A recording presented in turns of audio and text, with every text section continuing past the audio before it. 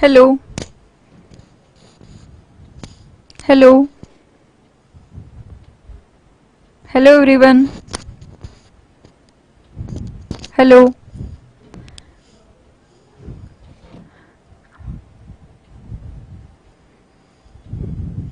Hello everyone. Good afternoon to all of you. Myself Pratiksha Tripathi. मेरा नाम प्रतीक्षा त्रिपाठी है। मैं डिस्ट्रिक्ट सीतापुर की रहने वाली हूँ और सीतापुर में एक तहसील है लहरपुर, वहाँ पे एक गांव पड़ता है दुगाना। मैं वहाँ की रहने वाली हूँ और मैंने इस साल यूपी पीसीएस में इंग्लिश माध्यम से रैंक 20 हासिल की है। आई होप आप सबको मेरी आवाज़ सुनाई दे रही होगी। आप लोग मैसेज कर सकते हैं। Vivek Yadav, congratulation ma'am, thank you thank you. मैं यहाँ पे जीएस वर्ड के प्लेटफॉर्म के माध्यम से अपनी जर्नी शेयर करना चाहूँगी कि मैंने कैसे पढ़ाई की, कहाँ से पढ़ाई की और कितना मैंने किन किन बुक्स पे ध्यान दिया, कैसे पढ़ाई की और यहाँ तक पहुँचे हैं, मेरी क्या जर्नी रही, मैं उसको शेयर करूँगी। और आप लोग के कोई भी क्वेश्चन हो तो आप कमेंट करके पूछ सकते हैं, मैं उनका जवाब देने की कोशिश करूँगी। तो सबसे पहले मैं अपने बारे में बताऊंगी। मेरा नाम प्रतीक्षा त्रिपाठी है।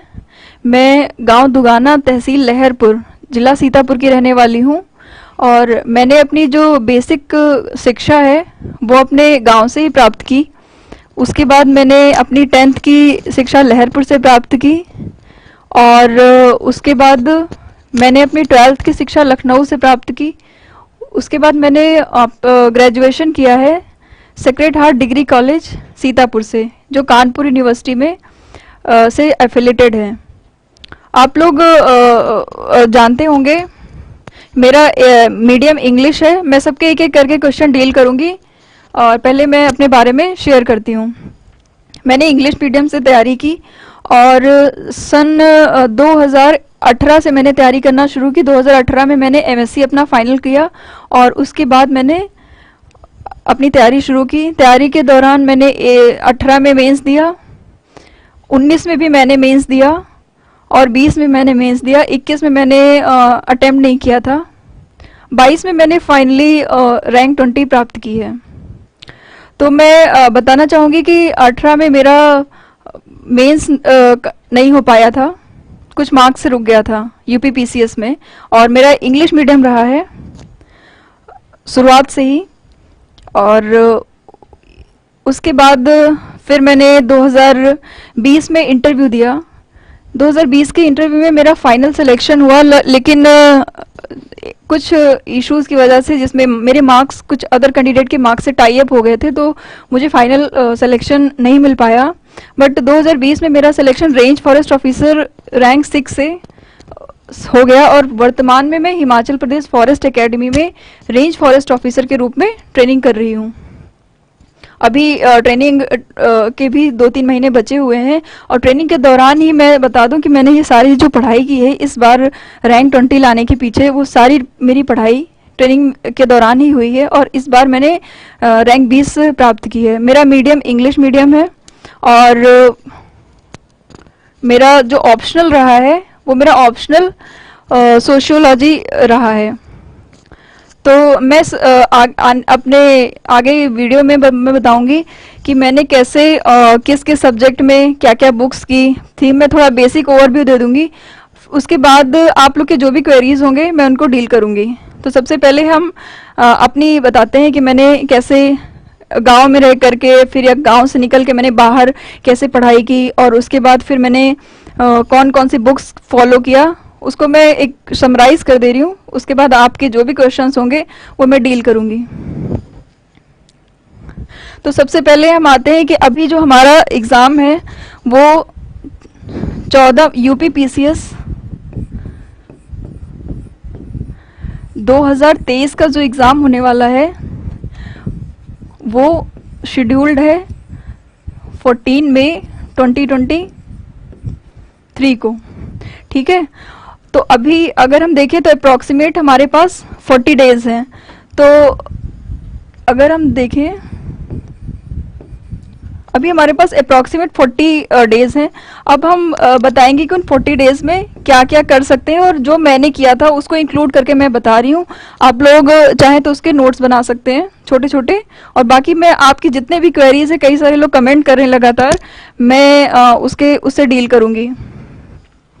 तो मैं बात करूँगी सबसे पहले प्रीलिम्स पे। प्रीलिम्स के 2 फेज होते हैं। एक होता है जिसमें आपको जीएस 1 से रिलेटेड क्वेश्चन पूछे जाते हैं, दूसरा होता है जिसमें सी सैट होता है। ठीक है, सी सैट जो है ये क्वालिफाइंग होता है। इसमें आपको सी सेट सिर्फ क्लियर करना होता है। इसमें अगर किसी भी अभ्यर्थी के 33.33% आ जाते हैं तो वो क्लियर हो जाता है, और इसको क्लियर होने के बाद ही किसी का जीएस की कॉपी चेक होती है। और जीएस में अराउंड 200 मार्क्स होते हैं। इसमें क्वेश्चन आते हैं 150 क्वेश्चन पूछे जाते हैं। 150 क्वेश्चन में से कट ऑफ लगभग डिपेंड करती है कि कितनी सीट्स है और कितने नंबर हैं, उस बेसिस पर तय होती है। लेकिन अप्रॉक्सीमेट अगर किसी के 110 या 100 हैं, depending upon the nature of the question या पेपर, तो वो इन हो जाता है। ठीक है, अब हम ये थोड़ा बेसिक पैटर्न रहता है पेपर का कि कैसे आता है। और एक चीज और ध्यान रखने वाली है कि इसमें नेगेटिव मार्किंग भी रहती है। 1/3 नेगेटिव मार्किंग आपको रहती है। अगर आपके 3 क्वेश्चन गलत रहते हैं तो आपको एक आपका क्वेश्चन सही वाला भी गलत हो जाता है। तो ये बेसिक ओवरऑल व्यू है। अब मैं बताऊंगी कि प्रीलिम्स के लिए 40 दिन में क्या पढ़ें, या मैंने क्या पढ़ा था। क्योंकि मेरे पास एकेडमी में थे, वहाँ पे रेंज फॉरेस्ट ऑफिसर की एकेडमी में ऐसा होता है कि सुबह 5 बजे से लेके 8 बजे तक आपको बिजी रखते हैं। बहुत ही टायरिंग शेड्यूल रहता है। उस शेड्यूल में इतनी बॉडी थक जाती है शाम तक 8 बजे तक कि आप इतने स्टेट में नहीं रहते हो मेंटल कि आप 8 घंटे पढ़ाई कर पाओ। तो मैंने 2 से 3 घंटे या 3 से 4 घंटे कभी कभी, बट कंसिस्टेंसी के साथ पढ़ा था। और जो जो चीज़ें मैंने पढ़ी कम समय में मैंने जैसे प्रीलिम्स क्लियर किया, वो मैं आपको बताना चाहूँगी। ठीक है, ठीक। तो हम बात करते हैं कि प्रीलिम्स के लिए बुक लिस्ट क्या होनी चाहिए और क्या मैंने पढ़ा था। तो सबसे पहले आपको फॉलो करना है, सब लोग लिख लीजिए, 10 से 15 ईयर्स के जो प्रीवियस ईयर क्वेश्चन होते हैं, ठीक है, उसे आपको बहुत ही थॉरली करना है। उसके क्या क्या ऑप्शन आए उसके शॉर्ट नोट बना सकते हैं। और एक चीज है, हर पेपर में लगभग 5 से 10 क्वेश्चन है जो रिपीट होते हैं।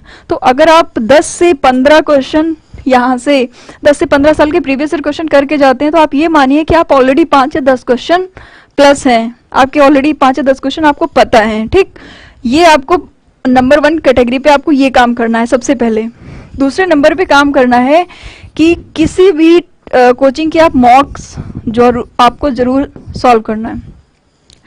मॉक्स का मतलब है जैसे जीएस वर्ड के बहुत सारे मार्केट में मॉक्स अवेलेबल हैं, वो सब्जेक्ट वाइज भी अवेलेबल हैं और फुल लेंथ के भी अवेलेबल हैं। पहले आप सब्जेक्ट वाइज लगाएं और फिर फुल लेंथ के भी लगाएं। अब इसमें क्या है, अगर किसी ने 30+ भी लगा लिए हैं, उसको कर लिया ढंग से, तो आप ये मानिए कि आपकी प्रिपरेशन डन हो गई है। आप जो सिली मिस्टेक्स है ये सब नहीं करेंगे। ये बेसिक पैटर्न है। अब तीसरे नंबर पे हम आते हैं। अब इसमें करंट अफेयर की हम बात करेंगे, और चौथे नंबर पे हम बात करेंगे कि आपको स्टैटिक में क्या क्या पढ़ना है। ठीक, तो अब आते हैं करंट अफेयर पे। करंट अफेयर के लिए जीएस वर्ड के आप बहुत ही अच्छे मंथली मैगजीन आती है जीएस वर्ड के चैनल पे, बहुत ही क्रिस्प और शॉर्ट तरीके से पॉलिटी, साइंस के किसी भी जो करंट अफेयर के टॉपिक है उनसे रिलेटेड क्वेश्चन बनते हैं। तो जीएस वर्ड के आप या तो उनकी मैगजीन फॉलो कर सकते हैं। मैं इसमें आपको जो भी सुटेबल मैगजीन लगे, जैसे जीएस वर्ड की मैगजीन मैंने पढ़ी, मुझे अच्छी लगी, अगर आप चाहें तो आप भी पढ़ सकते हैं। इसके अलावा अदर मैगजीन भी मार्केट में अवेलेबल है, आप उनको भी पढ़ सकते हैं। ठीक है, ये मैगजीन आप लगभग इसमें 1 साल प्रीवियस ईयर के आप पढ़िए। जैसे अगर 14 मई को एग्जाम है 2023 में, तो आप कोशिश करिए कि जून 2022 से लेकर के अप्रैल 2023 तक आप पूरा पढ़ के जाइए। और इसको बस एक सब्जेक्ट से एक मैगजीन पढ़िए, किसी भी इंस्टीट्यूट की जो भी आपको अच्छी लगे, लेकिन उसको मल्टीपल टाइम रिवाइज करिए, उसके छोटे छोटे नोट्स बना लीजिए, ताकि आप क्या करेंगे, लास्ट में जब आपको रिवीजन करना होगा तो आप बहुत क्विकली रिवाइज उसको कर सकते हैं। ओके, तो ये करंट अफेयर के हो गया। अब इसके बाद हम आते हैं स्टैटिक पे। अच्छा, स्टैटिक पे हम बात करेंगे पॉलिटी, वेरी इंपॉर्टेंट सब्जेक्ट। सब लोग जानते हैं इसका सबसे अच्छा सोर्स है लक्ष्मीकांत की बुक। ओके, लेकिन लक्ष्मीकांत की बुक भी बहुत मोटी है, मेंस में काम आती है, लेकिन इस लक्ष्मीकांत की बुक से भी कुछ ऐसे टॉपिक्स हैं जिनसे यूपीपीसीएस रेगुलरली बहुत सारे क्वेश्चन पूछता है। मैंने क्या किया था, लक्ष्मीकांत को पढ़ने का टाइम मुझे नहीं मिल पाया, प्रॉपर मैंने पूरा नहीं पढ़ा था। इसके पहले मैंने लक्ष्मीकांत नो डाउट पढ़ी थी, बट इस साल के अटेम्प्ट में मुझे टाइम नहीं मिला। तो मैंने क्या किया, इसको मैंने सेग्रीगेट किया। कैसे, सबसे पहले बनाए कि मोस्ट इंपॉर्टेंट टॉपिक कौन कौन से हो सकते हैं। ये कहाँ से पता चला, ये पता चला प्रीवियस ईयर क्वेश्चन से। ठीक, इसमें मैंने क्या किया, जैसे प्रियम्बल है, या फिर डीपीएसपी है, या फिर फंडामेंटल राइट है, या फिर फंडामेंटल ड्यूटीज हैं, ये कुछ ऐसे टॉपिक है जहां से यूपीएससी अगर पॉलिटी से क्वेश्चन यूपीपीसीएस पूछ रहा है तो इन टॉपिक से जरूर पूछेगा। तो आप ये समझ के जाइए कि इन टॉपिक से आपको करना ही करना है। ठीक, उसके बाद पॉलिटी हो गया, फिर क्या है, साइंस आती है। तो आप साइंस से क्या कर सकते हो, साइंस में आप बायोलॉजी बहुत इंपॉर्टेंट है। अगर आपको साइंस नहीं भी पढ़ने का टाइम मिल रहा है कोई बात नहीं, आप इसमें का बायोलॉजी सेक्शन छोड़ के मत जाना कभी भी, बायोलॉजी से पेपर आएगा ही आएगा। ठीक है, अच्छा, इसको कहाँ से पढ़ सकते हैं, इसको आप लूसेंट से पढ़ सकते हैं, पहला। दूसरा इसका पढ़ने का है कि आप जीएस वर्ल्ड के मटेरियल अवेलेबल हैं, आप उनको मार्केट में ढूंढ लें। इस पे बहुत अच्छे अच्छे छोटे छोटे पॉइंट वाइज नोट्स बनाए हुए हैं, उनसे पतले पतले नोट्स, उनसे बहुत सारे क्वेश्चंस आते हैं। ठीक, अब हमने दो टॉपिक पे बात कर ली, एक कर ली हमने पॉलिटी की और दूसरी हमने बात कर ली साइंस की। ठीक, तीसरा है हिस्ट्री। हिस्ट्री कहाँ से पढ़ें, हिस्ट्री पढ़, ये मैं पीटी के लिए बता रही हूँ अभी। हिस्ट्री कहाँ से पढ़ें, हिस्ट्री में अच्छा है, मॉडर्न हिस्ट्री से ज़्यादा क्वेश्चन आते हैं। तो आप, स्पेक्ट्रम बहुत मोटी है, अगर स्पेक्ट्रम तो सबको पढ़नी ही है। पहली बात, पीटी स्पेसिफिक पढ़ने के लिए आप लूसेंट पढ़ सकते हैं। ठीक, इसका मॉडर्न हिस्ट्री पढ़िए, बहुत काम आएगा। उसके साथ में हिस्ट्री के फिर से जो आपने मॉक्स दिए हैं उनका जो सोल्यूशन है वो पढ़िए, और जीएस वर्ड का हिस्ट्री का सेगमेंट जरूर देखें। अब हम बात करते हैं, हिस्ट्री हो गया, अब बात करते हैं ज्योग्राफी पे।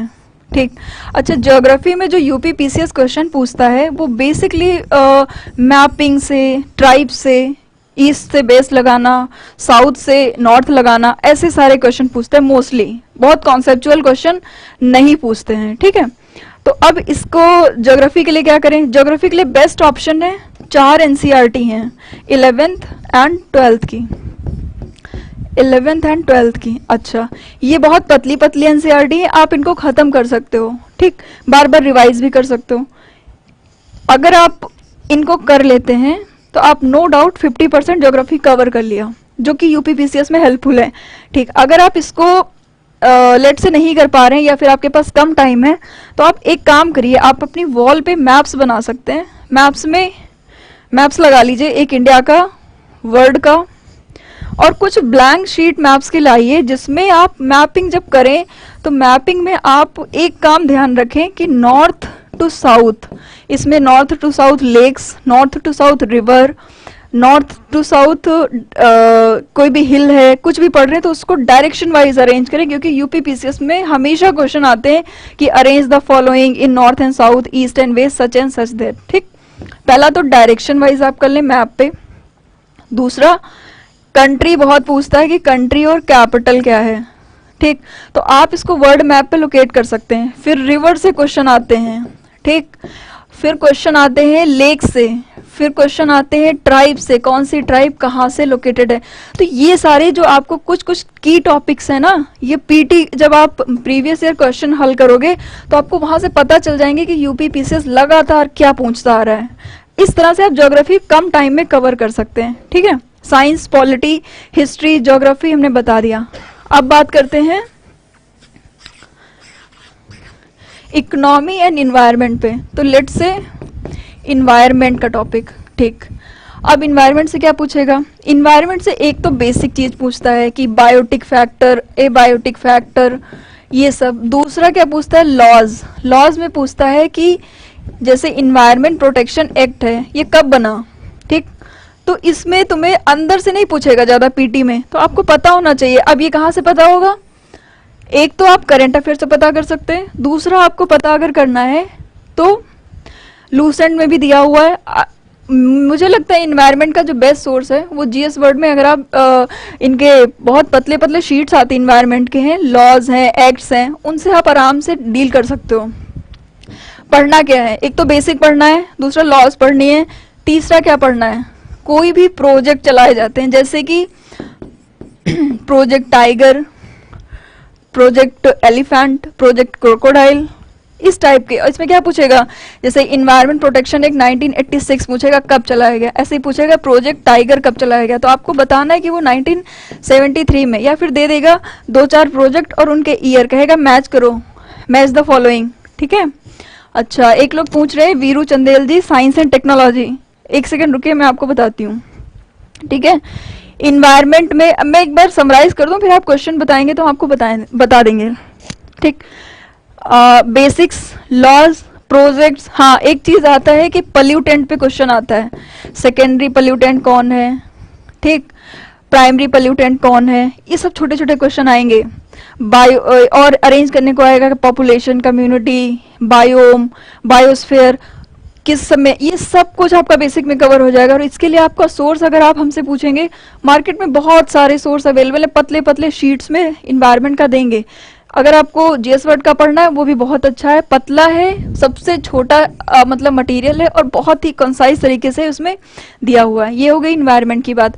अब आते हैं इकोनॉमी पे। अच्छा, बच्चों को सबसे ज्यादा इकोनॉमी का ही डर सताता है, जबकि इकोनॉमी सबसे जरूरी है, बिना पैसे के थोड़ी होगी पढ़ाई, ठीक। अब आते हैं इकोनॉमी पे। अच्छा, इकोनॉमी में ये सबसे डायनेमिक टॉपिक है, सबसे टफ टॉपिक भी बच्चे सोचते हैं, ठीक है। अब हम इसको बताते हैं इकोनॉमी में अगर आप करंट अफेयर पढ़ लियो ना तो आप 50% काम कर लियो। अच्छा, अब बात करते हैं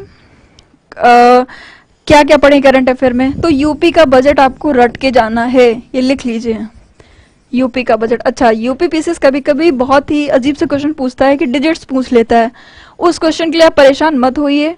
डिजिट्स जितनी रट पाए, नहीं रट पाए, कोई इशू नहीं है, आपके पास और भी क्वेश्चन है, और भी एरियाज हैं जहां से आप मार्क्स ला सकते हो, ठीक है।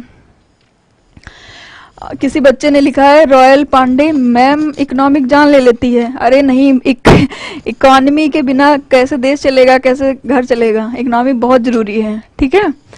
अच्छा, अभी सारे क्वेश्चन डील करेंगे, एक एक करके कमेंट्स पढ़ेंगे, आप 1 मिनट रुक जाइए। हाँ, हम बता रहे थे यूपी का बजट। तो जैसे आपको 2023 में एग्जाम देना है तो आप 2000 जो इस साल आया है 2023-24, अच्छा, बजट में मैम कैसा पढ़ना है, बिल्कुल पढ़ना है। लेकिन अगर आपको कोई भी चीज जैसे डाउट हो रही कि तो डेटा नहीं याद हो रहा, डेटा एग्जाम में आता, उस 1-2 क्वेश्चन के लिए टेंशन मत लीजिए। वो क्वेश्चन अगर नहीं डील कर पा रहे तो कोई बात नहीं, और भी क्वेश्चन आते हैं, स्कीम्स आती हैं, पूरा बजट आता है 2 से 4 पेज का, रट लीजिए। नहीं रट पा रहे उसका भी जुगाड़ है, जीएस वर्ड। आप इनका जो आता है सिंप्लीफाइड पढ़ लीजिए, सब कुछ दिया रहता है बहुत ही सिंपल तरीके से, ऑलरेडी काम करके देते हैं बजट का आपके लिए, तो आप इसको रट सकते हैं। हाँ, अब आते हैं और क्या पढ़ें। अब बेसिक्स की बात करते हैं, क्योंकि ऐसा तो है नहीं कि सिर्फ करंट अफेयर से आएगा 50%, 70% यहाँ से, पर 30% बेसिक से भी आएगा। अब पूछ लिया इन्फ्लेशन क्या है, मॉनेटरी पॉलिसी क्या है, कहाँ से जवाब दोगे, कौन सा टैक्स इनकम टैक्स है, कौन सा टैक्स इनडायरेक्ट टैक्स है, डायरेक्ट इनडायरेक्ट टैक्स। उस सब के लिए आप क्या करें, या तो कोई अगर आपके पास बेसिक मटेरियल है तो आप उसको रिवाइज कर लीजिए, नहीं है तो आप मॉक्स से रिवाइज कर लीजिए, क्योंकि इकोनॉमी से मोस्टली क्वेश्चन यहाँ से पूछे जाते हैं, ठीक। और एक सेक्शन है वो है एग्रीकल्चर का इसी में। अच्छा, एग्रीकल्चर से भी क्वेश्चन आते हैं, लेकिन एग्रीकल्चर के जो क्वेश्चन है वो आप इसमें स्टैटिक और बेसिक मिला के कह सकते हैं, और उसको कवर करने के लिए जीएस वर्ड की बुक लिस्ट जो जीएस वर्ड का निकलता है वो इकोनॉमी के साथ ही अटैच रहता है एग्रीकल्चर का, तो आप वहां से डील कर सकते हो। इससे भी ज्यादा टफ क्वेश्चन नहीं आते हैं, बेसिक आते हैं, जैसे कि कौन सी क्रॉप रबी की है, कौन सी जायद की है। तो अगर आपने यहाँ पे ज्योग्राफी की 4 एनसीईआरटी पढ़ी है ना, तो यहाँ से भी आप एग्रीकल्चर कर सकते हो, इसलिए इतना डरने की जरूरत नहीं है। हाँ, तो यहाँ पे मैं बता रही थी कि बेसिक बुक कहाँ से पढ़ें। तो बेसिक्स का जो रिवीजन करना है तो आप या तो कोई बेसिक मटेरियल ले लीजिए मार्केट से, या फिर जीएस वर्ड का इकोनॉमी पे क्लासेस भी आती हैं, इकोनॉमी का मटेरियल भी है, वहां से लेके इकोनॉमी कवर कर सकते हैं। इकोनॉमी में डरने की इसलिए बात नहीं है क्योंकि अगर इकोनॉमी से 20 क्वेश्चन पूछ रहा है तो उसमें से आप ये मानो यहाँ से एग्रीकल्चर और बजट और करंट अफेयर मिला करके स्कीम्स वगैरह लगभग 20 क्वेश्चन अगर पूछ रहा है तो 18 क्वेश्चन यहाँ से कवर हो जाएंगे। और ये सब ऑलरेडी आपको मटेरियल्स हैं, एक कोचिंग मैगजीन है, कवर हो जाएगा। ठीक है। हाँ, अब बात करते हैं, इकोनॉमी हो गया। अब कुछ मिसलेनियस के क्वेश्चन आते हैं, जैसे साइंस टेक किसी ने पूछा था। तो साइंस टेक का यूपीपीसीएस में रोल नहीं है, बहुत ही कम है। यूपीपीसीएस में स्टैटिक साइंस से क्वेश्चन आते हैं, जैसे physics, chemistry, physics, chemistry and biology. अच्छा, जिसमें भी बायोलॉजी के क्वेश्चन ज़्यादा आते हैं। तो साइंस टेक के लिए मैं कहूँगी अगर आपके पास टाइम नहीं है और सिर्फ यूपीपीसीएस की प्रिपरेशन कर रहे हैं तो साइंस टेक मत पढ़ें। ठीक। अरे बहुत डाउट हो रहा है मैम, मुझे पढ़ना है। ठीक, कोई बात नहीं, आप करंट अफेयर पढ़ रहे हो ना, उसमें जो भी साइंस टेक से रिलेटेड आता है बस उतना ही पढ़ें, सफिशियंट। हम तो कह रहे हैं यही सफिशियंट है, इससे ज़्यादा मत पढ़िए क्योंकि आपके पास ऑलरेडी पढ़ने के लिए बहुत कुछ बाकी है। ठीक। अब एक क्वेश्चन आता है मिसलेनियस वाला। ठीक, मिसलेनियस वाले क्वेश्चन को कैसे डील करें? बिल्कुल आसान है, करंट अफेयर पढ़िए, आपने मॉक सॉल्व किए, आपने कोचिंग के टेस्ट सीरीज की, आपने मॉक सॉल्व किए हैं करंट अफेयर के लिए। ठीक, यहाँ से हो जाएगा। अच्छा, मिसलेनियस में पहले बता दो क्वेश्चन कैसे आते हैं। एक तो आते हैं डिग्री वाले, जैसे which is the highest bridge in India, which is the largest river in India, highest waterfall in India, highest, lowest, east, northern, ऐसे क्वेश्चन आते हैं। दूसरा कौन से आते हैं? दूसरा आते हैं अवार्ड वाले क्वेश्चन, किसको कौन सा अवार्ड मिला है। इसमें कुछ अवार्ड जैसे नोबल हो गया या फिर ऑस्कर अभी आरआरआर नाटू को मिला, तो उस तरह के क्वेश्चन इंपॉर्टेंट हो जाते हैं। Which is important for India and which is important for UP. अगर यूपी को इंडिया गवर्नमेंट से कोई प्राइज मिला है, चाहे वो वाटर कंजर्वेशन में हो, चाहे वो सफाई से, समझ लो इंपॉर्टेंट है। अगर यूपी लगा हुआ है तो समझ लो इंपॉर्टेंट। ठीक, तो आपको ये अवार्ड्स वाले क्वेश्चन हो गए। ठीक, फिर कुछ आते हैं पर्सनालिटी वाइज, जैसे किसी को अगर मिला है दादा साहब फाल्के, इंपॉर्टेंट है, बिल्कुल आएगा, क्योंकि यूपीपीसीएस के ये सब कहाँ से आपको समझ में आएगा मैम, हमें तो समझ नहीं आ रहा। तो इसका आंसर है प्रीवियस ईयर क्वेश्चन जाइए, 10 से 15 साल करिए, आपको आराम से समझ में आ जाएगा कि पैटर्न क्या है, और बहुत ही कम समय में आप ज़्यादा प्रोडक्टिविटी प्राप्त कर सकते हैं। ठीक, अब यहाँ से मॉक्स करेंगे, मॉक्स में ये सब चीज़ें इंक्लूडेड रहेंगी, करंट अफेयर। और दूसरा मैगजीन है, आप मैगजीन पढ़ें और मॉक्स लगाएं, बार बार इसको रिवाइज करें। आपका ये जो मिसलेनियस से आते हैं ना 10 से 15 क्वेश्चन आराम से सॉल्व हो जाएंगे। ठीक, ये बात हो गई पूरी पीटी से रिलेटेड। मैंने बुक्स भी बता दी, मैंने बता दिया आपको कैसे कैसे कहाँ से पढ़ना है। ठीक है। अभी हाल में जो जीएस 5 और 6 को लाया गया उसमें यूपी विशेष है। मैम बताइए। बताते हैं पहले प्रीलिम्स तो क्लियर कर लो, तब तो लिखोगे मेंस। पहले प्रीलिम्स क्लियर कर लो, फिर मेंस पे आएंगे। अब हो गया ना प्रीलिम्स क्लियर, अब आ गए ना सबके 200 में से लगभग कितने marks? 110। Now you have cleared prelims. Okay, अब आते हैं मेंस की बात करते हैं। हाँ, प्रीलिम्स में एक चीज और याद रखना, जीएस पढ़ते पढ़ते कहीं सीसैट मत भूल जाना, और ना सीसैट अगर आप भूले ना तो जीएस कितना भी पढ़ लो मेंस लिखने नहीं देगा यूपीपीसीएस। आप मैम सीसैट के लिए क्या करें? सीसैट में आपको कुछ नहीं करना है। मैं कहूँगी जिसका मैथ्स बैकग्राउंड है कोई टेंशन लेने की जरूरत नहीं है। पिछले 10 आप जाइए, क्वेश्चन पेपर पहले करिए, सॉल्व करिए बिना उसका सोल्यूशन देखे। क्वेश्चन सॉल्व करेंगे, सोल्यूशन देखेंगे, आपको पता चलेगा कि मेरे क्वेश्चन कितने सही हो रहे हैं। अगर आपके जैसे 200 है क्वेश्चन पेपर का मार्क्स, और अगर आपके इसमें 33.33%, मतलब अगर 67 भी आपके बन रहे हैं, इसका मतलब आपको डरने की जरूरत नहीं है। अच्छा, यूपी जो यूपीएससी का सीसैट होता है वो ज़्यादा टफ होता है कंपेयर टू यूपीपीसीएस। क्यों? क्योंकि इसमें कुछ क्वेश्चन हिंदी के आते हैं जो आप आराम से कर लोगे, कुछ क्वेश्चन इंग्लिश के आते हैं, कर लोगे, फिर कुछ क्वेश्चन आते हैं कॉम्प्रिहेंशन के, इजी कॉम्प्रिहेंशन आता है, आप कर लेंगे। फिर आता है मैथ्स, मैथ्स सिंपल मैथ्स आता है, जोड़ना घटाना टाइप से, आप कर लेंगे आराम से। और एक और आता है इंटरपर्सनल स्किल्स पे आता क्वेश्चन है, वो अगर आप पिछले 10 से 15 साल के लगा लिए हो वेल इनफ है, आप आराम से कर लोगे। डाउट होता है तो कोई भी 10th या फिर एसएससी लेवल की कोई भी आप मैथ्स उठा के कर सकते हो। एग्जाम के 5 दिन 10 दिन पहले आप हिंदी पे थोड़ा फोकस कर सकते हो, क्योंकि हिंदी वैसे भी आपको मेंस में देना ही है, तो आप इसके विलोम हैं, पर्यायवाची हैं, ये सब पढ़ लो, हो जाएगा आराम से। ठीक है। इसमें सीसैट में मैं एक बात और कहूँगी, सीसैट नीड्स ओनली प्रैक्टिस।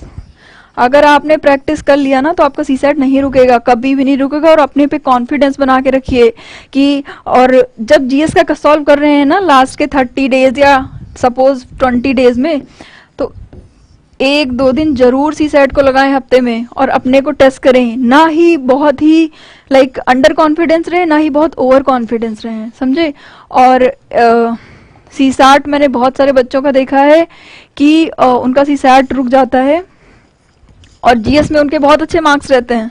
अच्छा, मैं अपनी बात बताऊं तो मैंने जीएस में हमेशा 2019 में मैंने अपनी पीसीएस और आरएफओ होता है, उसकी दोनों की अलग अलग कट ऑफ रहती। पीसीएस की कट ऑफ कम रहती, आरएफओ की कट ऑफ ज़्यादा रहती। मैंने 19 में भी आरएफओ की कट ऑफ क्लियर की थी, मतलब मेरे पीसीएस से ज़्यादा नंबर आए थे आरएफओ में। 2020 में भी मैंने दोनों क्लियर किया था, पीसीएस प्लस आरएफओ, और इसी आरएफओ में मैं रैंक 6 के साथ सेलेक्ट भी हुई थी। तो मैं ये कहना चाहूँगी जो मैंने स्ट्रैटेजी बताई है उससे मेरे हमेशा मतलब पीटी नहीं रुका है कभी भी, by the grace of God. And ये सब छोटी मोटी टेक्निक्स है, तो आप इसको कर सकते हैं और बाकी हम इसके बाद में फिर आएंगे। अभी आप लोग के क्वेश्चन लेंगे 1 to 1। अब हम बात करते हैं मेंस पे। ठीक है, मेंस। अच्छा, मेंस क्या है? मेंस ही मेन पार्ट है जो आपको रैंक दिलाएगा, आपको इन एंड आउट कराएगा, तो ये बहुत ही ज़रूरी है। 1 सेकेंड रुकेगा।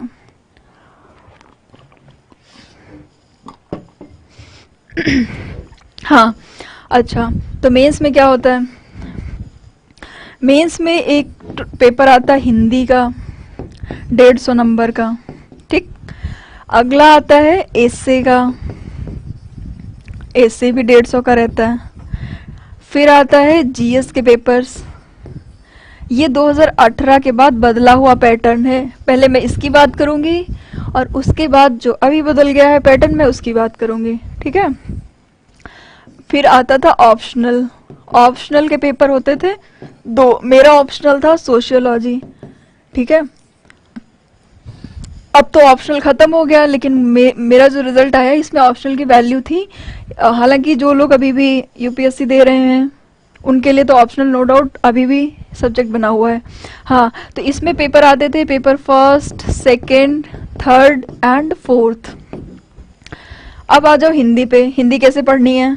हिंदी के लिए जीएस वर्ड का हिंदी में मैंने देखा है मार्केट में, इन्होंने बुकलेट अपनी निकाली है 150 पूरे के लिए। इसमें कॉम्प्रिहेंशन भी है, और जैसे उसमें तत्सम, तद्भव, ये विलोम पूछता है, फिर वाक्य शुद्धि के लिए पूछता है क्वेश्चन, मुहावरे पूछते हैं। तो जीएस वर्ड की बहुत अच्छी है, मतलब आपको कहीं जाने की जरूरत नहीं है। आप चुपचाप जीएस वर्ड की, या तो ऑनलाइन भी लेक्चर्स हैं, अगर ऑनलाइन आपको नहीं पढ़ना है तो आप मार्केट में जाइए, जीएस वर्ड के ये बुकलेट उठा लीजिए, इसी को पढ़ लीजिए कई बार। और इसके साथ एक चीज मैं और कहूंगी कि प्रीवियस ईयर इसकी बुकलेट आती है मार्केट में, बहुत इजी अवेलेबल। आई थिंक वो शिल्पी है, पतली सी आती है, उसमें प्रीवियस ईयर 10 से 15 साल के क्वेश्चन पेपर सॉल्व रहते हैं कि क्या, और रिपीटेड रहते हैं। इसमें भी बहुत सारे रिपीटेड तत्सम, तद्भव, या फिर आप कह दें वाक्य शुद्धि, मुहावरे, ये सब रिपीटेड आते हैं,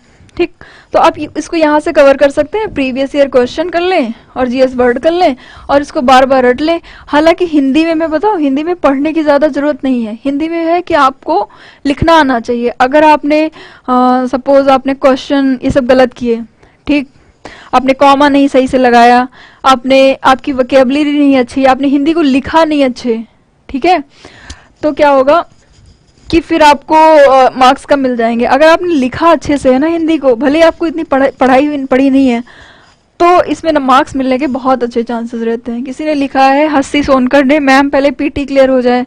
अरे क्लियर होगा, अभी से क्यों हथियार डाल दिए सोनकर साहब। अच्छा, ये हो गया ना जीएस का, ये हिंदी का। ठीक, अब आते हैं एसे पे।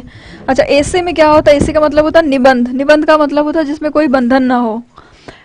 दो निबंध आते हैं, सॉरी इसमें आते हैं आपको,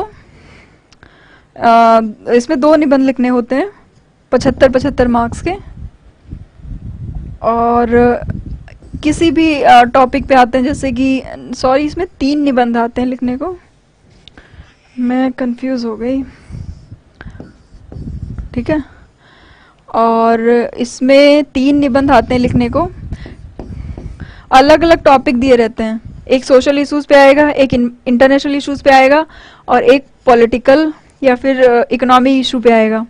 अच्छा, इसमें क्या रिपीटेड थीम रहती है, जितना ज़्यादा आप प्रैक्टिस करोगे, जितना ज़्यादा आप लिख लिख करके चेक कराओगे, उतने ज़्यादा रहेंगे। इसकी कोई ऐसा बुक नहीं है, लेकिन फिर भी मैं आपको सजेस्ट करूंगी इसके लिए आपको बुक। आप कहेंगे कौन सी? हम कहेंगे कोट्स। और कोट्स कहाँ से मिलेंगे मैम? इंटरनेट से? नहीं, इंटरनेट से तो आप मिल सकते हैं, बट जो इसके स्पेसिफिक चाहिए ना, आप जीएस वर्ड पे जाओ ना, कोट्स मिलेंगे। मार्केट में और जगह जाइए, सर्च करिए ऐसे के लिए कोट्स, आपको मिल जाएंगे। दूसरा क्या चाहिए इसके लिए? इसके लिए आपको दूसरा चाहिए डेटा। डेटा कौन सा डेटा? जो आपने पीटी में पढ़ा था कि विमेन से रिलेटेड डेटा, चाइल्ड से रिलेटेड डेटा, या फिर सपोज करिए पॉलिटिकल करप्शन कितना है, इन सब से रिलेटेड डेटा। तो आप एक डेटा शीट बना के रखेंगे, एक कोट्स बना के रखेंगे। अच्छा, इसका फायदा अभी मैं बताऊंगी कैसे जीएस के पेपर में आपको होने वाला है। ठीक, अभी मैंने बताया डेटा और कोट्स, ये 2 चीजें आपने तैयार करके रख ली, आपका ऐसे मानिए कि 70% तैयार हो गया। और 30% जो बचा वो कहाँ से? वो होगा आप जितना लिखेंगे और लिख के चेक कराएंगे। ठीक है, जितना ज्यादा आप चेक कराते रहेंगे, बार बार लिखते रहेंगे, बार बार इम्प्रूव। अच्छा, बच्चे क्या करते हैं कि कहीं से ऐसे मिल गया, पढ़ लिया, लेकिन लिखना नहीं है। बिना लिखे ऐसे में नंबर पाना बहुत ही मुश्किल है, क्योंकि ऐसे लिखने का गेम है। कैसी आपकी लेखन शैली है, चाहे हिंदी में चाहे इंग्लिश में, उसको कितना फ्लुएंट तरीके से लिखते हैं, ये डिपेंड करता है। ठीक है, अब हम बात करते हैं जीएस फर्स्ट, सेकेंड, थर्ड पे। अच्छा, फर्स्ट में आते हैं, जीएस फर्स्ट में। जीएस फर्स्ट में आपको हिस्ट्री आती है। हिस्ट्री में ancient history, then medieval history, then modern history, और question can come from art and culture. Okay, now come to another topic which is geography. Geography में world geography आती है, और इसके साथ साथ आती है जैसे इंडियन ज्योग्राफी। ठीक, इसके साथ सोशल इश्यूज पे आते हैं। सोशल इश्यूज में क्वेश्चन आते हैं जैसे पॉपुलेशन हो गया, चाइल्ड है, ये सब सिलेबस में दिया हुआ है, इस तरह के सेगमेंट में डिवाइड होता है। ठीक, अब कैसे पढ़ें इसको? इसको पढ़ने के लिए आपको क्या है, जीएस मेंस में मैं एक और बात बताऊंगी, mains is not all about reading. Mains is about कि आपने कितना मॉक दिया है, कितनी प्रैक्टिस की है। ठीक है, वो जब आप जितना ज़्यादा प्रैक्टिस करोगे उतना अच्छा रहेगा। इसकी मैं सिंपल सी बुक लिस्ट बताऊं तो पहला है इसका एनसीईआरटी। ठीक है, एनसीईआरटी जब आप पढ़ लेते हो तो आपकी डेप्थ बन जाती है। एनसीईआरटी से आप नोट्स बना लेते हो, मार्केट में भी नोट्स अवेलेबल है, आप आराम से कर सकते हो। ठीक, स्पेक्ट्रम भी इसके लिए पढ़ने वाली बुक है, स्पेक्ट्रम। ठीक, पढ़ सकते हो। आर्ट एंड कल्चर के लिए क्या पढ़े? आर्ट एंड कल्चर के लिए मैंने फाइन आर्ट्स पढ़ी थी, लेकिन ये मैंने एकेडमी के टाइम नहीं पढ़ पाई थी क्योंकि हमारे पास टाइम नहीं था। फाइन आर्ट्स की बुक ये मैंने पहले पढ़ी थी। एकेडमी के दौरान मैंने जो किया था वो ये था कि मैंने सिर्फ और सिर्फ मॉक दिए थे। ठीक है, और मेरे पास टाइम ही नहीं मिल पाया था कि मैं करूं। तो जो प्रीवियस ईयर के आर्ट एंड कल्चर के क्वेश्चन आए थे मैंने वो कर लिया, उसके साथ मॉक दिया। मॉक में जो भी आर्ट एंड कल्चर से रिलेटेड क्वेश्चन थे, चाहे वो गांधार चित्रकला पे हो या फिर मंदिर से रिलेटेड हो, मैंने ऐसे किया था। और हाँ, ज्योग्राफी कहाँ से करना, ज्योग्राफी आपने पीटी में कर ली है, बधाई हो कि आपकी ज्योग्राफी यहाँ भी काम आ जाएगी। आपकी ज्योग्राफी सिर्फ एनसीईआरटी पे ही बेस्ड है, आपको कुछ और पढ़ने की कोई ज़रूरत नहीं है, बहुत बेसिक क्वेश्चन आते हैं एनसीईआरटी से। सोशल इश्यूज मैम कहाँ से पढ़ें, सोशल इश्यूज की कोई सच बुक नहीं है, इसकी आप करंट अफेयर इसको पढ़िए, जो जो इश्यूज करंट अफेयर में है सोसाइटी में वही क्वेश्चन पूछे जाएंगे। कुछ जैसे क्वेश्चन है पॉपुलेशन, ये सब बहुत ही स्टैटिक टॉपिक हैं और इनकी जो बुक लिस्ट है कोई नहीं है, इसके लिए मटेरियल अवेलेबल रहता है।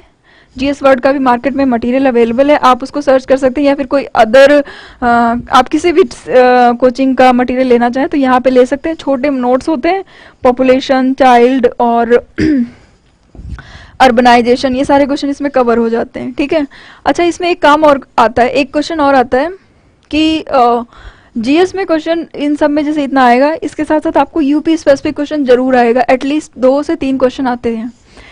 कहाँ से आते हैं, पहला यह तो पूछ सकता है कि यूपी की सॉइल के बारे में बताओ, यूपी की ज्योग्राफी, यूपी की हिस्ट्री, यूपी की सोसाइटी। तो आपको क्या करना है, इन सबको पढ़ने के साथ साथ यूपी की हिस्ट्री, ज्योग्राफी, सोसाइटी के बारे में पढ़ना है। अब मैम ये कहाँ से पढ़ें, ठीक है, कोई बात कर रहा है old NCERT and new NCERT, ठीक है, मैं उस पर आऊँगी। अभी बात करते हैं यूपी, हाँ कहाँ से कवर करें। तो अच्छा, जीएस वर्ड ने मैंने जितनी भी बार मैंने अटेम्प्ट दिया मैंने देखा जीएस वर्ड ने 4 बुक लिस्ट की थी यूपी स्पेशल रिलेटेड। ठीक, उसमें उन्होंने क्या किया था, यूपी स्पेशल जो जीएस 1 में क्वेश्चन आ सकते थे उन्होंने क्वेश्चन एंड आंसर के फॉर्मेट में करके दिया था, विच वाज वेरी हेल्पफुल। मैंने भी इवन इस अटेम्प्ट में भी मैंने इसको पढ़ा था। इसमें कल्चर से होते हैं, ट्राइब्स होते हैं, यूपी के डांस हैं, यूपी के फोक सॉन्ग्स हैं, ये सब अवेलेबल हैं, बहुत अच्छे हैं, आप फॉलो कर सकते हैं। इसी तरह जीएस 2 में भी है, जैसे यूपी की पॉलिटी के बारे में। देन क्वेश्चन आएगा कि यूपी में गवर्नेंस का क्या, लॉ एंड ऑर्डर का इशू है, सब जो सेकंड बुकलेट है ना उसमें कवर हो जाएगा। थर्ड बुकलेट इकोनॉमी पे बेस्ड होगी। ये सब यूपी स्पेशल से रिलेटेड क्वेश्चन एंड आंसर के फॉर्मेट में जीएस वर्ड अवेलेबल कराता है, आप इसको आराम से कर सकते हैं। ठीक है, अब आते हैं जीएस इस पे सेकंड पे। सेकंड जीएस फर्स्ट बता दिया आपको, जीएस सेकंड में आपको कुछ भी करने की जरूरत नहीं है, चुपचाप लक्ष्मीकांत पढ़ डालिए पूरा शुरू से लेके लास्ट तक, आपका काम डन। उसके बाद आप चुपचाप बैठ के मॉक्स लगाइए, कोई और बुक की जरूरत नहीं है। ठीक, अच्छा इसमें आईआर के क्वेश्चन आते हैं, इनको कहाँ से करें, इनको करने के लिए आप मार्केट की मैगजीन आती है, उसमें 1 साल के आईआर के करंट के क्वेश्चंस होते हैं, आप उनको वहां से प्रिपेयर कर सकते हैं। तो इसके लिए मैं सोर्स बताऊंगी करंट अफेयर। अब आते हैं गवर्नेंस। गवर्नेंस में क्वेश्चन ऐसे आते हैं जैसे कि आरटीआई भी पूछ लिया, ट्रांसपेरेंसी भी पूछ लिया, और क्वेश्चन आते हैं कि जैसे सिविल जो सर्विसेज हैं उनके बारे में क्वेश्चन पूछा जाता है। अच्छा ये सब कहाँ से करें, इन सबको करने के लिए एक तो है करंट अफेयर, आप जितना ज़्यादा पढ़ेंगे। दूसरा है कि जीएस वर्ड की एक गवर्नेंस पे बुक लिस्ट आती है, नोट्स आते हैं, आप उनको रेफर कर सकते हैं, बेसिक आइडिया लग जाएगा। बाकी इसमें करंट अफेयर लगेगा, कुछ पार्ट है जो इथिक्स से भी रिलेट करता है, आप उनसे भी इसको पढ़ सकते हैं, मैं उस पर आऊँगी। ठीक है, लक्ष्मीकांत से आप पॉलिटी का पूरा चीज, कॉन्स्टिट्यूशन एंड पॉलिटी के जितने क्वेश्चन आते हैं आप लक्ष्मीकांत से कर सकते हैं। इसके अलावा जो भी करंट अफेयर से रिलेटेड क्वेश्चन आते हैं आप उसको वहां से कवर कर सकते हैं। तो ये हो गई जीएस 2 के लिए बुक लिस्ट। अच्छा अब जीएस 3 पे आते हैं। जीएस 3 में इकोनॉमी है, एग्रीकल्चर है, इन्वायरमेंट है, साइंस टेक है एंड इंटरनल सिक्योरिटी के क्वेश्चन है। अच्छा जीएस 3 में भी वही यूपी का भी कुछ पूछेंगे पार्ट, लगभग 2 से 3 क्वेश्चन रहते ही हैं। हम यहाँ इकोनॉमी कहाँ से करें, हमने बजट किया था यूपी का। अच्छा यूपी का बजट करके इकोनॉमी के हमने लगभग 2 या 3 क्वेश्चन तो यही कर लिए बजट से। ठीक है, यूपी का बजट। दूसरा कहाँ से करें, दूसरा है इसको करने का करंट अफेयर। मैंने सबसे ज़्यादा करंट अफेयर ही फॉलो किया था, इसके लिए मैंने कोई बुक नहीं पढ़ी है, सच बता दें आपको। मार्केट में इकोनॉमी के जो नोट्स है करंट अफेयर से रिलेटेड, चाहे उसमें एग्रीकल्चर के नोट्स हो गए, चाहे उसमें सिंचाई वाले क्वेश्चन हो गए, मैंने वही पढ़ा था, बहुत हेल्पफुल है। जीएस वर्ड के भी नोट्स आप पढ़ सकते हैं, वो भी हेल्पफुल रहते हैं कम समय में, और आपको अगर इन डेप्थ पढ़ना है तो बहुत अच्छे हैं। अब बात करेंगे हम एग्रीकल्चर, एग्रीकल्चर इससे हो गई, फिर आते हैं इन्वायरमेंट पे। इन्वायरमेंट में कहाँ से क्वेश्चन आते हैं? इन्वायरमेंट में क्वेश्चन आते हैं जैसे पोल्यूशन पे पूछेगा, क्लाइमेट चेंज पे पूछेगा, बायोडाइवर्सिटी पे पूछेगा, ठीक है, ये सारे क्वेश्चन आप आराम से कर सकते हैं। इसका main source current affair again. फिर आते हैं हम इकोनॉमी इन्वायरमेंट के बाद साइंस टेक। अच्छा, साइंस टेक से सिर्फ यूपीपीसीएस में ज़्यादा डेप्थ तक क्वेश्चन नहीं आते, जो टॉपिक करंट अफेयर में चल रहे हैं साइंस टेक में वैसे क्वेश्चन पूछे जाएंगे, जैसे कि क्लाउडिंग से क्वेश्चन पूछ लिया, या फिर साइबर सिक्योरिटी, या फिर जैसे क्वेश्चन पूछेगा जीन एडिटिंग क्या है, बायोटेक्नोलॉजी क्या है, तो ये सब क्वेश्चन करंट अफेयर में चलते रहते हैं, साइंस टेक वहीं से कवर हो जाएगी। अब आते हैं सिक्योरिटी कैसे करें, इंटरनल सिक्योरिटी के क्वेश्चन आते हैं। इंटरनल सिक्योरिटी के क्वेश्चन करने के आपके पास फिर वही करंट अफेयर आप पढ़ सकते हैं, और बुकलेट्स आती है जीएस वर्ड की, आप वहाँ से प्रेफर कर सकते हैं, और आराम से आप इसको कर सकते हैं। बाकी मार्केट में भी इंटरनल सिक्योरिटी के नोट्स अवेलेबल हैं, आप उनको हल कर सकते हैं। अच्छा, GS4 कहाँ से पढ़ें? GS4 इथिक्स है, मुझे तो लगता है सबसे इजी सब्जेक्ट है, लेकिन लोगों के बहुत कम मार्क्स आते हैं इथिक्स में।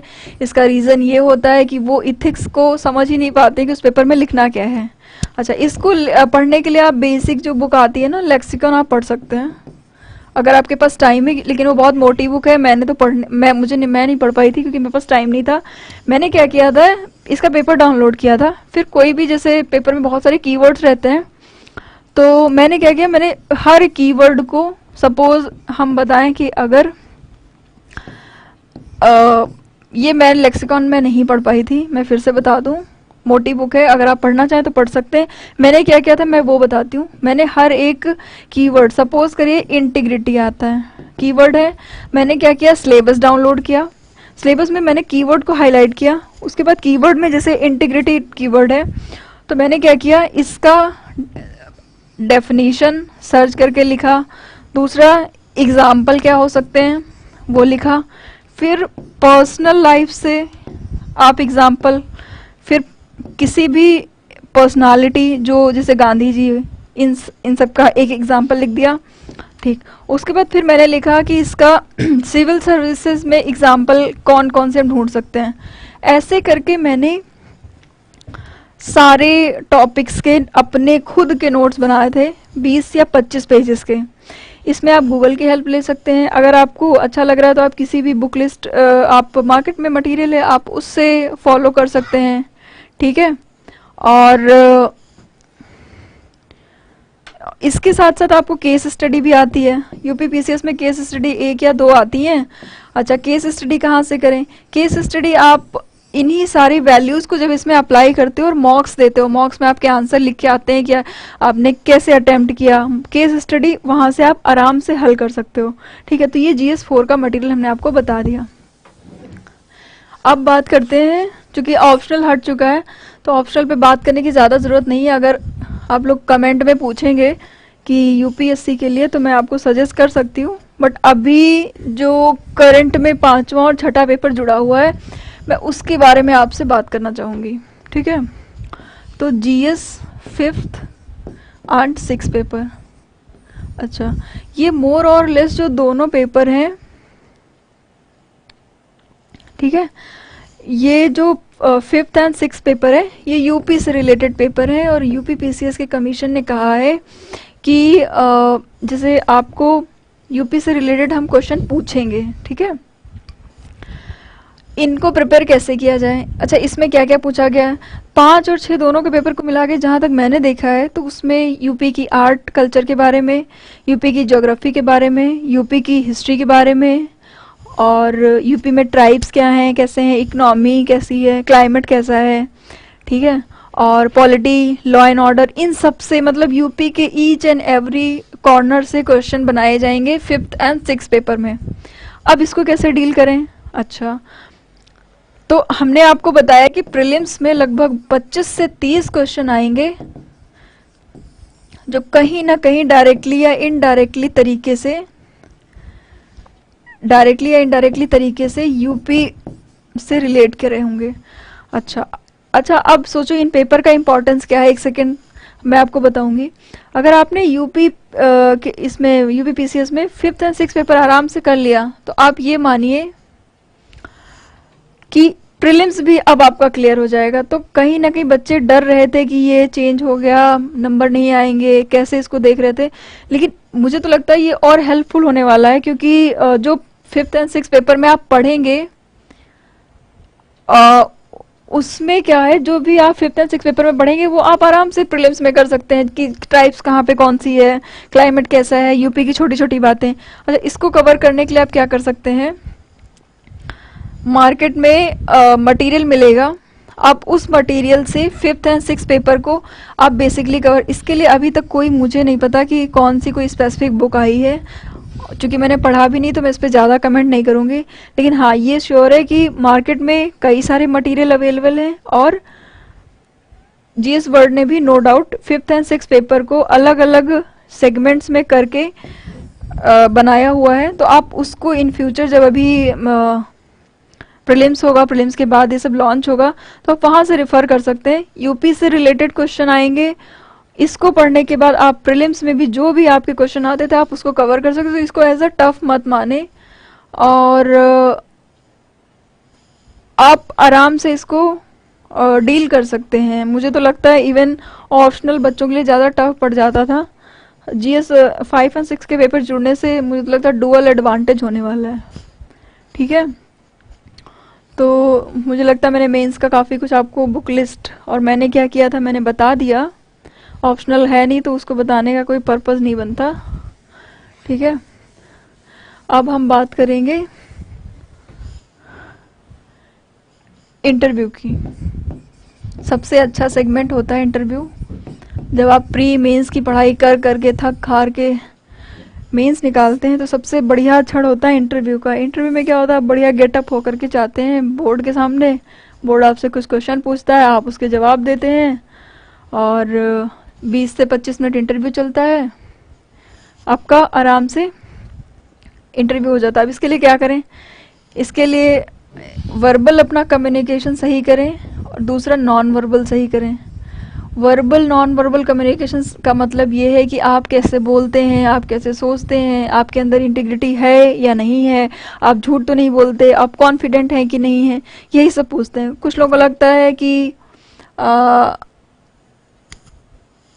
ये मतलब एज अ नॉलेज का एग्ज़ाम है, बट नॉलेज का एग्ज़ाम नहीं है, ये आपके ओवरऑल कॉन्फिडेंट एंड पर्सनालिटी का एग्ज़ाम है। इसको कैसे टैकल करें, तो इसको टैकल करने का तरीका है कि आप जितना ज़्यादा हो सके उतना मॉक्स इंटरव्यू दें।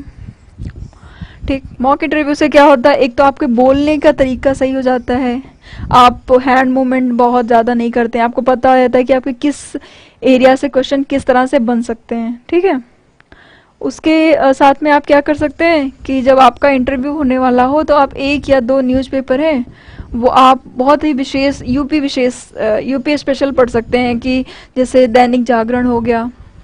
इनसे क्या होगा कि आपको यूपी में करंट में क्या हो रहा है उसके बारे में पता रहेगा। एग्ज़ाम आपको बोर्ड में इन्हीं सबसे बारे में पूछा जाएगा और आपका इंटरव्यू नो डाउट अच्छा जाएगा। मैंने क्या किया था, अच्छा मैंने जीएस वर्ड का मॉक दिया था, मैंने और भी 1-2 कोचिंग्स में मॉक दिया था, मैंने यहाँ भी मॉक दिया था।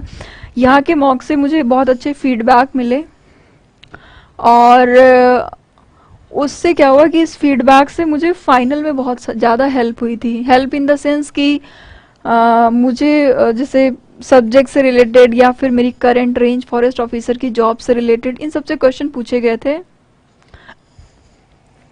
मुझे बहुत हेल्प मिली थी और इस तरह से इंटरव्यू भी हो गया और मेरा final selection rank 20 UP PCS में हो गया।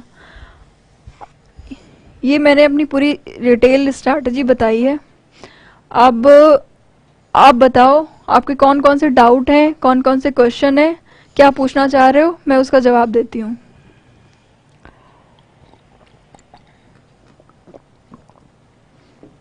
आप लोग अपने क्वेश्चन पूछिए, आपको क्या क्या पूछना है। मैं उसको जवाब देने की कोशिश करती हूँ। किसी ने पूछा है मॉक्स कहाँ से चेक कराएं? ठीक है मैम, आप कोचिंग की थी क्या? एक एक करके पूछिए रुक के। मैम यूपी स्पेशल बुक के लिए बुक बताएं। अच्छा, तो मैं सबसे ये बताऊंगी मॉक्स कहाँ से चेक कराएं। जहाँ पे आप मॉक ज्वाइन करें वहीं से आप मॉक चेक कराएं। कोई भी आप टेस्ट में ज्वाइन कर सकते हैं, चाहे मार्केट में बहुत सारी टेस्ट सीरीज हैं, आप कोई भी एक टेस्ट सीरीज ज्वाइन करिए और वहीं से मॉक चेक कराइए। अच्छा, और क्या है? किसी ने पूछा है कि करंट अफेयर के लिए मैम क्या करें?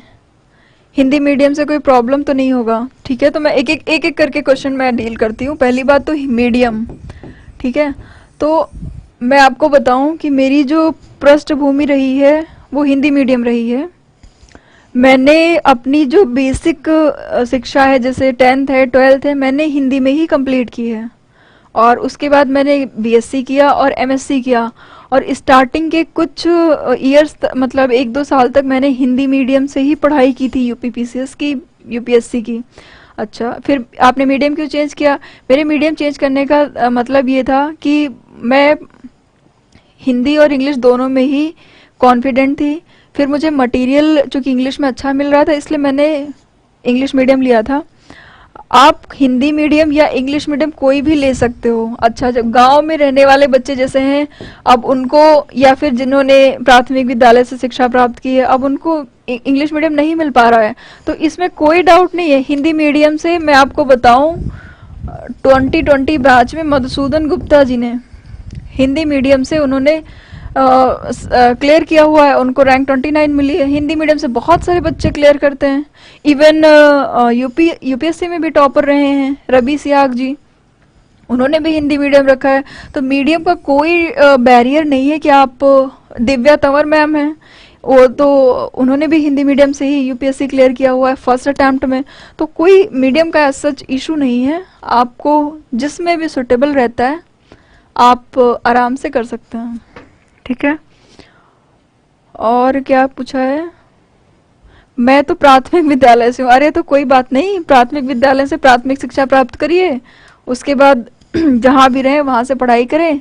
प्राथमिक विद्यालय से बहुत सारे लोग टॉप करते हैं, ऐसी कोई बात नहीं। प्राथमिक विद्यालय में आजकल सरकार बहुत अच्छा पढ़ा रही है।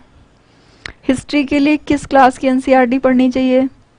अच्छा, हिस्ट्री के लिए मैंने बताया आपको, आप 10th 11 12th की पढ़ सकते हैं। इसमें भी डिपेंड करता है कि आप मतलब कितना आपको आता है या फिर कितना आपको नीड है। अगर किसी बच्चे को ज़्यादा अच्छे समझ में आता तो 11th एंड 12th की पढ़ें। अगर नहीं मैंने क्या पढ़ा था, मैंने तो रामशरण शर्मा और सतीश चंद की बुक पढ़ी थी एनसीईआरटी के लिए। ठीक, फिर मुझे बहुत लेंदी लगने लगी तो मैंने फिर स्पेक्ट्रम पढ़ाई की। और आर्ट एंड कल्चर के लिए मैंने फाइन आर्ट्स की बुक पढ़ी थी, बस मैंने इतना ही किया था। मैम यूपी विशेष बुक बता दो। अरे भैया अभी तक आई नहीं यूपी विशेष बुक, मुझे खुद नहीं पता। और यूपी स्पेशल की जो एक आती है आंख वाली दृष्टि, मैंने वहीं से पढ़ी थी और मुझे नहीं पता। और जीएस वर्ड की आप यूपी स्पेशल का बुकलेट आता है, आप वो कर सकते हो। कोई ऐसी बुक नहीं पता मुझे इसका। जीएस वर्ड का हमने बताया तो आपको कि बहुत ही शॉर्ट नोट्स आते हैं, क्रिस्प एंड कॉम्पैक्ट आते हैं, आप वहां से कर सकते हो, या फिर मार्केट में और भी कोई बुक ला सकते हो। ठीक है, अगला है, और किसी को क्या पूछना है? पीटी में कितना क्वेश्चन अटेम्प्ट करना है जिससे क्वालिफाई हो जाए? अच्छा, तो पीटी में उतना अटेम्प्ट करना है जिससे आप कट ऑफ क्लियर कर जाओ। तो आपने अगर मान लो 150 क्वेश्चन है और आपने 150 अटेम्प्ट कर दिए और आपके सारे गलत हो गए, तब तो आप कहेंगे मैम हमने सबसे ज़्यादा अटेम्प्ट किए थे और हमारा सिलेक्शन ही नहीं हुआ। तो नहीं, ऐसा नहीं। ये आप कैसे पता करोगे? मॉक्स लगाइए, मॉक्स से पता चल जाएगा कि आप 150 में से कितना क्वेश्चन करके कट ऑफ क्लियर कर पा रहे हैं। ये सब मॉक से क्लियर हो पाएगा। ऐसे कोई नहीं बता सकता है कि आप कितना क्वेश्चन अटेम्प्ट करें। आप जितना ज़्यादा मॉक्स लगाएंगे आपको समझ में आएगा। ठीक है, और जॉब के साथ तैयारी करें। हाँ, ये बहुत अच्छा क्वेश्चन पूछा है ऋषि शुक्ला जी ने। बहुत ज़रूरी है ये बात, इस पर बात करना, क्योंकि मैं ऑलरेडी जॉब में थी। मैंने आपको बताया मेरी 8 से 5 बहुत हेक्टिक शेड्यूल चलता था। उसके बाद में मैंने कैसे तैयारी की? अच्छा, उसके पहले जब मैं तैयारी की तो मेरा सिलेक्शन नहीं हो पाया, और जब मैं टफ टाइम्स में तैयारी की तो मेरा सिलेक्शन हो गया। रीज़न इसका ये है कि जब आपके पास बहुत कम टाइम होता ना, तो आप बहुत ही अपने को कंसंट्रेट करके पढ़ते हो, क्योंकि आपको पता है कि इसके अलावा आपके पास टाइम नहीं है और आपको निकालना है बेटा तो अभी निकाल दो, वरना फिर जॉब अगर फील्ड में चले गए ना ट्रेनिंग के बाद, तब तो वैसे ही वॉट लग जानी है, आपको कुछ नहीं समझ में आएगा क्योंकि प्रेशर रहेगा काम का।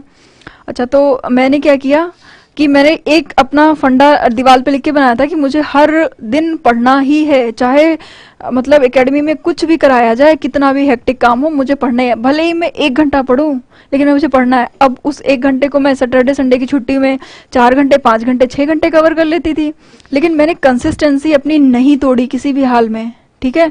और लगातार हम पढ़ते गए, थोड़ा थोड़ा करके पढ़े, और स्मार्ट स्ट्रेटजी मैंने अपनाई कि हम कम से कम कितना पढ़ सके और उसी को बार बार कितना पढ़ सके।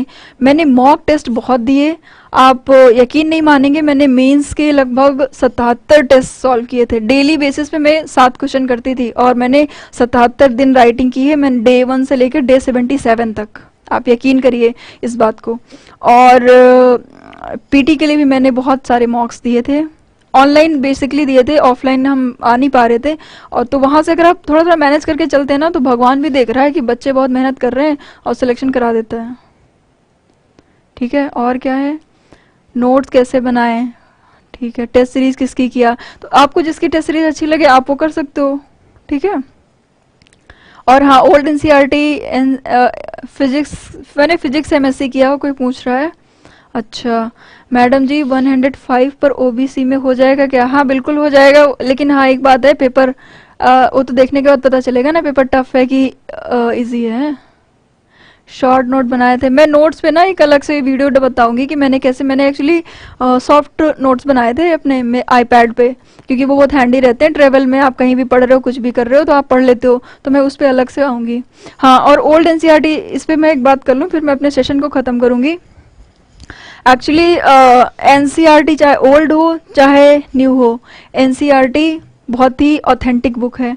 अब बहुत बच्चों में डाउट रहता है ओल्ड एंड न्यू। अच्छा, न्यू में क्या है, पैराग्राफ्स में दिया हुआ है, फिर क्या है उसमें बहुत सारे फोटोज लगे हुए हैं, थोड़ा अट्रैक्टिव टाइप से बनाया गया है। तो अगर आपको ओल्ड वाली पढ़ना पसंद है कि लाइन बाय लाइन लिखी जा रही तो आप वो पढ़ सकते हो। अगर आपको थोड़ा प्रेजेंटेबल वाली पढ़ना है तो आप नहीं पढ़ सकते हो। कोई डाउट नहीं कि आप ओल्ड अगर पढ़ रहे हो तो नहीं पढ़ रहे हो तो सिलेक्शन नहीं होगा, या फिर नहीं पढ़ रहे हो तो ओल्ड नहीं पढ़ रहे हो तो सिलेक्शन, ऐसा कुछ भी नहीं है।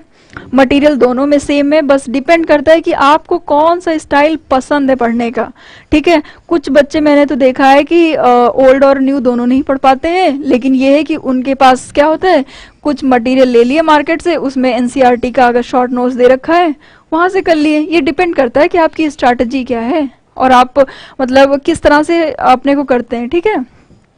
तो ये मेरा पूरा रहा है। अगर आपके कोई और भी क्वेरीज रहती हैं तो आप नीचे पिंग कर दीजिएगा, मैं उसके आंसर देने की कोशिश करूंगी। अच्छा, और लास्ट में मैं ये बोलूँगी कि 40 दिन रह गए पीटी के, कमर कस लो।